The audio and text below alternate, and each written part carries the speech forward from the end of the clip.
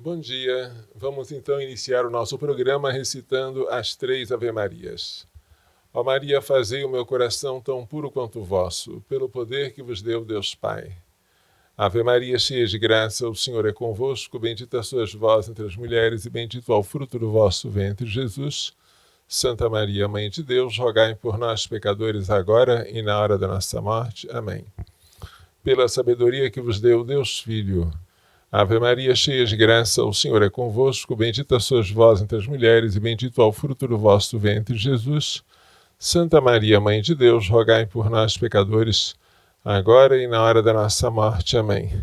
Pela misericórdia que vos deu o Espírito Santo, Ave Maria, cheia de graça, o Senhor é convosco, bendita sois vós entre as mulheres e bendito é o fruto do vosso ventre, Jesus. Santa Maria, Mãe de Deus, rogai por nós, pecadores, agora e na hora da nossa morte. Amém.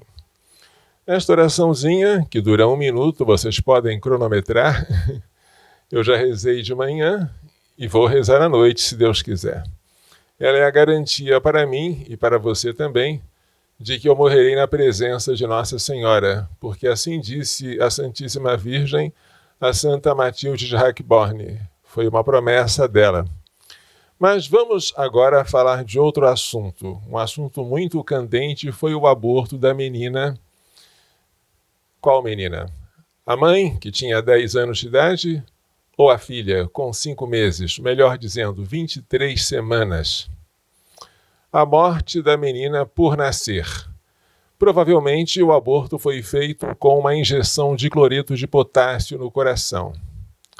23 semanas, a criança já está tão grande que, se ela for expulsa por misoprostol ou citotec, ela respira, ela chora.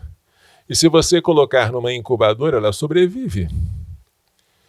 Então, como é que o médico lá do hospital de Recife, o Cisan, que já é conhecido por fazer abortos, como é que ele poderia matar esta criança sem haver a possibilidade de ela nascer viva e respirar? Ele usou uma técnica, provavelmente foi assim, que é utilizada na assim chamada redução embrionária. Quando em fertilização in vitro se transferem vários embriões para o útero de uma mulher e os 4 ou 5 se desenvolvem e não cabem todos dentro do útero, ou então a mãe só quer o mais bonito, o médico resolve matar seletivamente aqueles que não são desejados ou desejáveis. E uma das técnicas seria essa, de colocar uma injeção de cloreto de potássio no coraçãozinho do neném. Ele morre e fica mumificado na presença dos seus irmãozinhos gêmeos. Esta técnica, que é horrivelmente sádica e cruel, deve ter sido a técnica utilizada pelo médico do hospital Centro Integrado Amaury de Medeiros, o Cisan, Centro Integrado Cisan, Amaury de Medeiros, lá em Recife, o Hospital da Encruzilhada, como ele é chamado, para fazer o aborto naquela menina. A criança depois teria sido induzida para ser expulsada fora com misoprostol, mas já teria nascido morta, com uma idade bem grande e uma crueldade indescritível. O pior é que o médico que fez esse aborto está sendo aplaudido pelas feministas, pela mídia e talvez até por alguns católicos.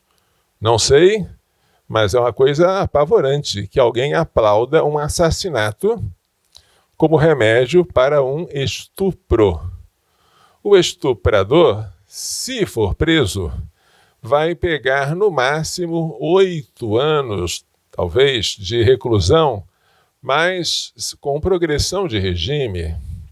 Começa com regime fechado, depois semiaberto e depois aberto. Antes era por ser crime hediondo, era cumprido em regime integralmente fechado. Por benevolência do Supremo, essa regra mudou. E agora já não existe mais. Até para os crimes considerados hediondos, existe progressão de regime. O estuprador vai bem, obrigado. Vai melhor ainda porque se a criança foi morta, ele não responde civilmente por ela. Porque se a criança tivesse nascido, ele teria que custear o sustento dela. Mas agora ele faz o crime. E o fruto do seu crime, que é uma pessoa, um ser humano gerado, é morto, ele fica sem responsabilidade social. O aborto tem tudo de mal em caso de estupro. Ele mata um inocente, que no caso era uma menina, de 23 semanas, uma mulher, tão mulher quanto a sua mãe. Ele deixa o estuprador muito contente, porque ele não vai ter que se preocupar no sustento ou em pagar pensão para aquela criança. Ele causa um traumatismo enorme para a mãe, porque o traumatismo do estupro é grande, mas o traumatismo do aborto é muito maior. E ele incentiva a cultura da morte. Ele faz com que as pessoas se tornem cada vez mais insensíveis, aceitando como normal a morte deliberada de um ser humano inocente, o que é sempre, segundo São João Paulo II, um ato gravemente desordenado. Há mais de 20 anos atrás, nós fizemos um livrinho, não sei se vocês conseguem ler aqui. Aborto legal? Isso não existe. É um livrinho que procurava mostrar, com depoimentos de juristas daquela época, que no Brasil não existe nenhum caso de aborto legal. E aqui no verso do livrinho, não sei se vocês conseguem enxergar também, há 2 crianças que haviam sido concebidas em um estupro. Essas crianças já devem estar bem grandes atualmente, mas há 20 anos atrás nós tínhamos essas fotografias, crianças lindas, apesar do crime ter sido hediondo, porque Deus se utiliza das coisas mais estranhas para nos dar presentes. O fato é que, como nós já tivemos experiência com muitas gestantes vítimas de violência, inclusive adolescentes e crianças, há um denominador comum. Todas elas se apaixonam pela criança depois que nasce e ninguém consegue tirar delas. O apego da mãe pela criança que foi fruto de um estupro é maior do que se a criança não fosse fruto de um estupro, se ela fosse concebida em um matrimônio. Por quê? Isso se responde pela psicologia feminina. A mãe se apega àqueles filhos que lhe deram mais trabalho. Nós somos tão amados por Nossa Senhora, entre outras coisas, porque nós demos muito trabalho a ela. Ela sofreu muito por nós ao pé da cruz. Ela não pode se esquecer de nós, nem de ter por nós um amor particular. Esta menina, a menina de 10 anos, que foi conduzida às pressas, e eu poderia quase dizer à força, para um hospital onde iriam matar o neném que estava dentro dela, com o consentimento dos seus representantes legais, consentimento esse bastante discutível, esta menina virou garota propaganda da causa abortista. As pessoas olhando para a hediondez do crime de estupro esquecem a hediondez do crime do aborto. Conservando a justa repugnância pelo crime do estuprador, elas transferem de maneira indevida tal repugnância para o neném, que não tem nada a ver com o assunto. E se o estuprador não vai ter pena de morte, nem poderia, porque a nossa Constituição proíbe, tais pessoas acham loucamente que a criança que não cometeu nenhum crime deve morrer. Bem, com 23 semanas, nem os médicos do Espírito Santo, de onde era essa menina, da cidade de São Mateus, Nem os próprios médicos de Pernambuco queriam fazer o aborto. Não que haja uma diferença entre matar uma criança nova e uma criança mais avançada em idade. O pecado é o mesmo. Só que a técnica de crueldade parece mais repugnante. Quem se deixa levar pelas aparências aceita matar um pequeno e reluta em matar um neném grande. Seja como for, para fazer aquele aborto foi preciso uma crueldade incomum. Seria preciso perguntar àquele médico que fez esse aborto se ele mataria um adulto se visse na rua e não gostasse dele. Porque o que ele fez é típico de uma pessoa que tem sangue frio, que não enxerga diante de si uma pessoa, mas um alvo a ser eliminado. E a justificativa é simples: a lei está do meu lado, o que é falso.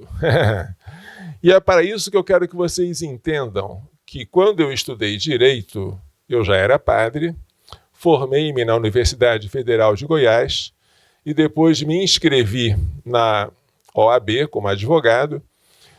Naquela época eu fiz um TCC, uma monografia jurídica, não sei se dá para vocês enxergarem daí dessa distância, chamada Aborto na Rede Hospitalar Pública, o Estado financiando o crime.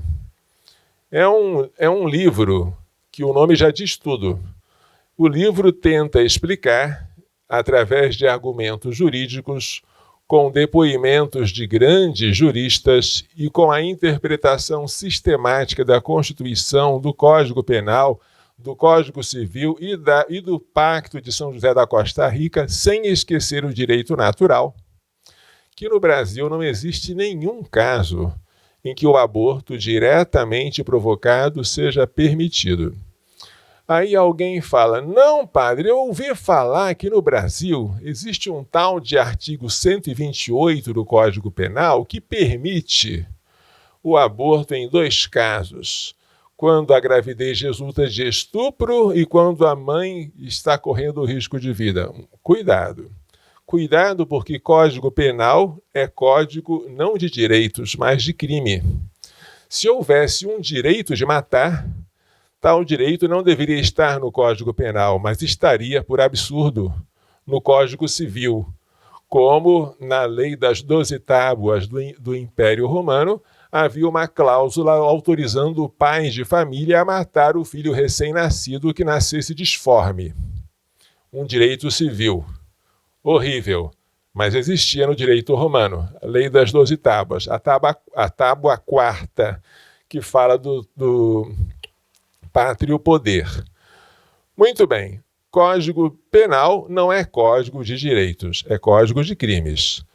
E o que diz o artigo 128 deste Código Penal? Não se pune, ele não diz não é crime.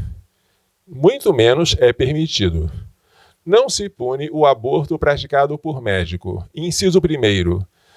Se não há outro meio para salvar a vida da gestante. Inciso 2º. Se a gravidez resulta de estupro e o aborto é presidido no consentimento da gestante ou, quando incapaz, de seu representante legal. Em tais casos, o aborto permanece sendo crime. Mas o legislador pode não aplicar a pena em um caso específico ao criminoso, embora seja crime, embora haja criminoso, o legislador pode deixar de aplicar a pena por razões de política criminal.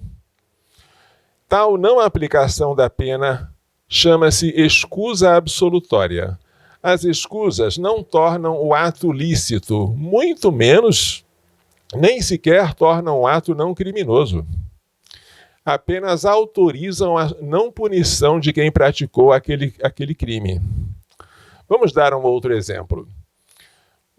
No artigo 181 do nosso Código Penal, quando fala dos crimes contra o patrimônio, diz-se que se quem comete crime, algum crime daquele capítulo, comete-o em prejuízo de ascendente, descendente, cônjuge, fica isento de pena. Mas por quê? Se você pratica um furto contra o seu pai, se você pega uma nota de R$ 100 da carteira do seu pai, ou então se o marido passa um cheque sem fundo para a mulher, estelionato, por que fica isento de pena? Porque é um direito furtar? É um direito praticar estelionato? Claro que não. Mas o legislador acreditou que, estando as pessoas entre família, que não haveria necessidade de ameaçar uma sanção penal. Pode haver uma reparação civil, mas uma sanção penal, eles acharam que não havia necessidade. Eles estão na mesma casa, um vai ser herdeiro do outro. Então eles vão se entender melhor do que chamando a polícia, se não houver violência. Se houver violência, se não for furto, mas roubo implica uso de violência ou grave ameaça à vítima, aí sim, aí há sanção penal. Mas crimes contra o patrimônio praticado entre parentes e sem uso de violência, o criminoso, embora seja criminoso, embora haja crime, fica isento de pena. Mas crime é crime. Crime não se fomenta, não se aplaude.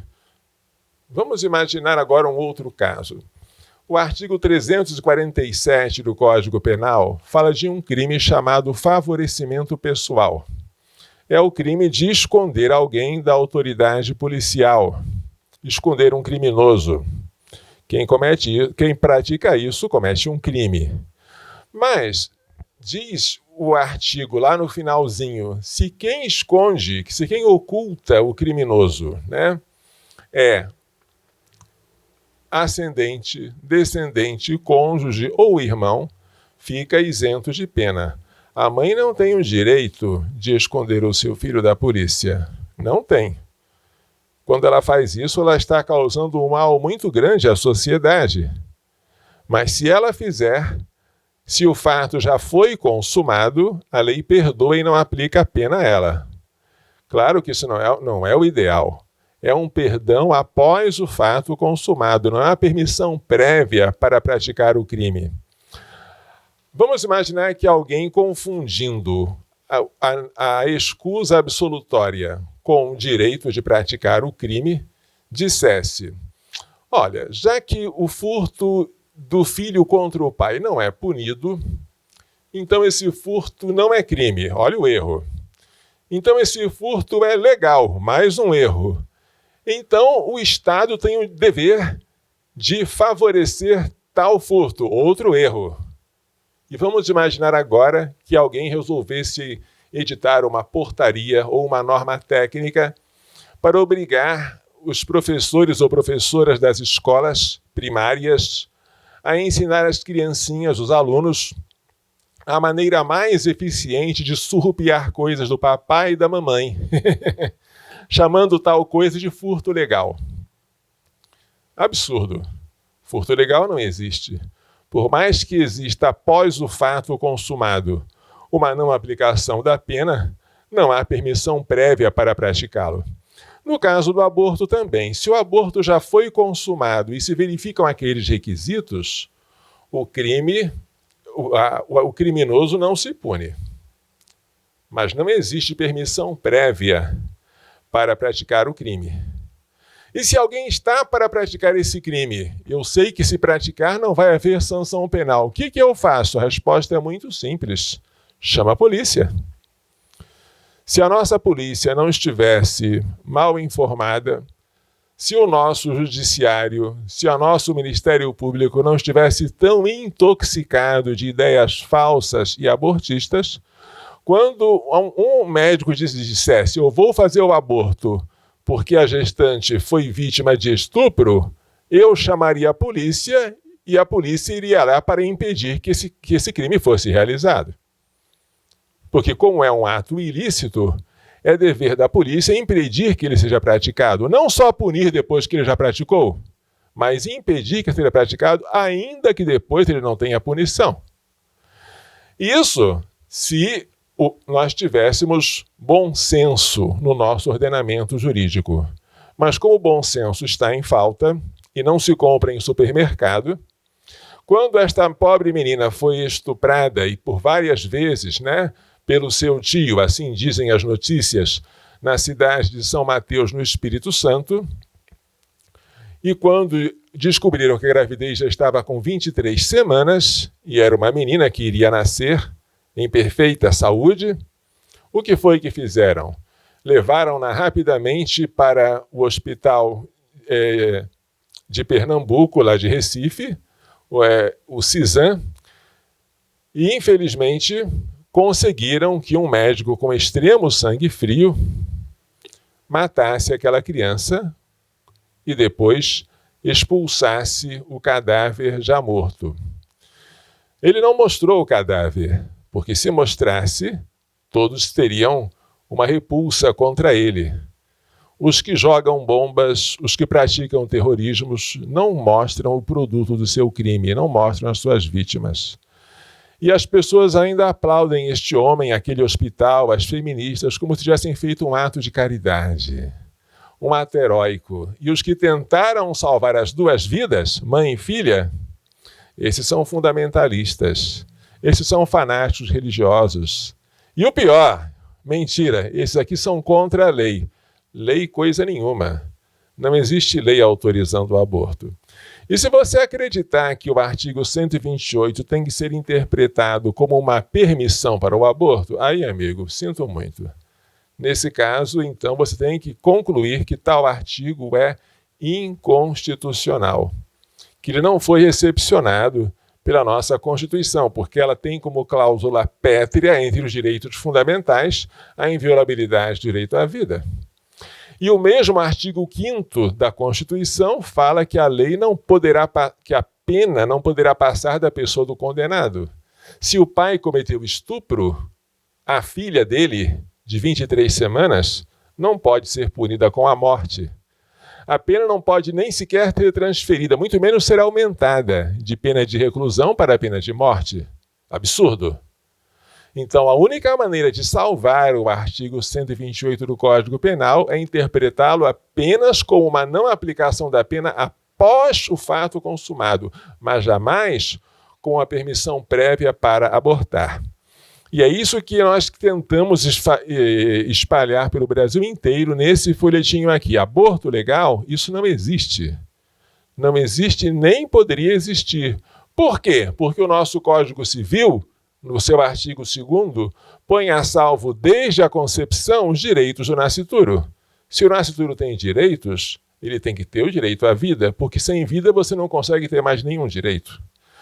Por quê? Porque o Pacto de São José da Costa Rica, do qual o Brasil é signatário, afirma que pessoa é todo ser humano, sim, sem distinção de vida intra ou extrauterina, incluindo também o nascituro, a criança por nascer. Então não há lugar no Brasil, no ordenamento jurídico brasileiro, para o aborto legal. Houve uma notícia errada que andou circulando, que no Brasil o aborto em caso de estupro é permitido até 5 meses. Mas que essa criança já tinha mais de 5 meses. Não, o aborto não é permitido em caso nenhum. Acontece que houve, em 1998, na época do presidente Fernando Henrique Cardoso e do ministro da Saúde José Serra, uma norma técnica absurda, inconstitucional e ilegal, autorizando e instruindo os hospitais a fazer abortos em tais casos, em casos de estupro, como se fosse tratamento para os agravos resultantes da violência sexual contra mulheres e adolescentes. A norma é muito cruel. Ela fala de meios específicos para o aborto de acordo com a idade do neném, seja o microaborto, pela pílula do dia seguinte, seja o aborto por aspiração ou por curetagem, quando a criança já tem uns 3 meses, seja aborto por expulsão prematura com citotec ou misoprostol até 5 meses, e depois de 5 meses ela fala, agora é melhor a gente encaminhar a criança para a adoção. Mas o fato de uma norma só falar de aborto até 5 meses, não é que o aborto seja permitido, ele é proibido em todo caso. E por que alguém colocou isso, então, se é proibido? Abusos de poder.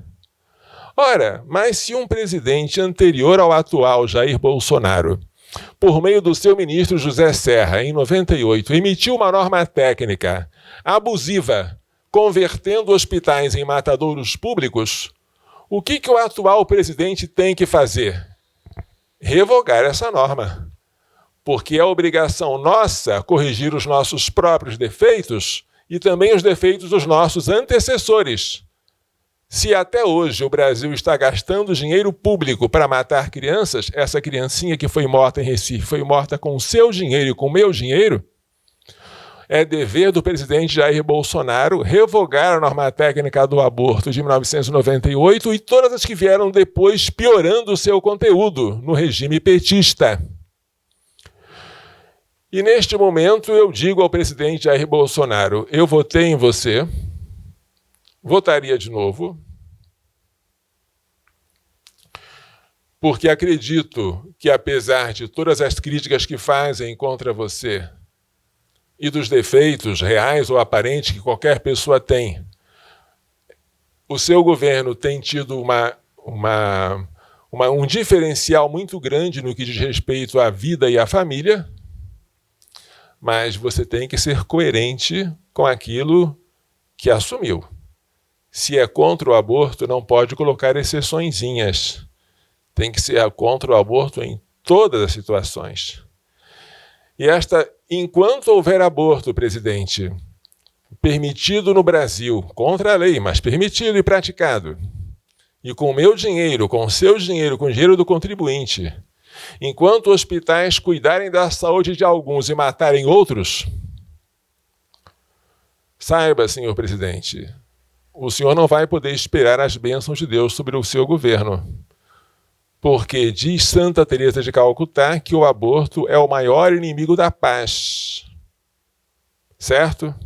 Se nós queremos paz no Brasil, temos que acabar com esse sangue que clama aos céus por castigo, que é o sangue das criancinhas jogadas em latas de lixo, misturadas aos detritos hospitalares. Sangue este que, nas palavras do meu antigo bispo Dom Manuel Pestana Filho, não é um sangue de redenção e de vida como o de Cristo, mas é um sangue de maldição e de morte. Por isso eu peço como eleitor seu, como cidadão, como padre, como cristão e como pró-vida, revogue essa norma técnica do aborto, para que as bênçãos de Deus possam cair sobre o seu governo e sobre o país que você está governando, inclusive sobre nós, que seremos beneficiados diretamente com isso. Um país que mata criancinhas, que são os preferidos de Deus, a quem pertence o reino dos céus, não pode esperar prosperidade, segurança, paz, não pode. Tudo o que nós queremos por acréscimo, temos que começar quando nós buscamos em primeiro lugar o reino de Deus. É o que eu deixo aqui para vocês com uma tristeza muito grande pelo que aconteceu neste domingo, né, com o assassinato desta criancinha. A palavra é essa, não vamos dizer que é a interrupção voluntária da gravidez, foi um assassinato a sangue frio. Que Deus tenha misericórdia de nós e que Deus tenha misericórdia de tudo aquilo que nós fizemos ou deixamos de fazer para que isso acontecesse. Porque, como dizia também Dom Manuel Pestana, a audácia dos maus se alimenta da covardia dos bons. E ele acrescentava, se é que pode haver um bom covarde. Bom covarde, né? Se você é bom, você não podia ser covarde, tinha que ser corajoso. Então, vamos encerrar por aqui, pedindo ao coração imaculado de Maria que o livre da maldição do aborto e vamos dar a bênção final. O Senhor esteja convosco. Pela imposição de minhas mãos sacerdotais e pela invocação da bem-aventurada sempre Virgem Maria, de São José, seu castíssimo esposo, de São Luís Gonzaga, de São Luís de Maria Grande de Montfort, de Santa Gênia Beretta-Mola, de São Miguel, São Gabriel, São Rafael, de todos os anjos e santos, abençoe-os, proteja-os e guarde-os com toda a bênção do céu e da terra, Deus Todo-Poderoso, Pai, Filho e Espírito Santo. Amém. Coração Imaculado de Maria, livrai-nos da maldição do aborto.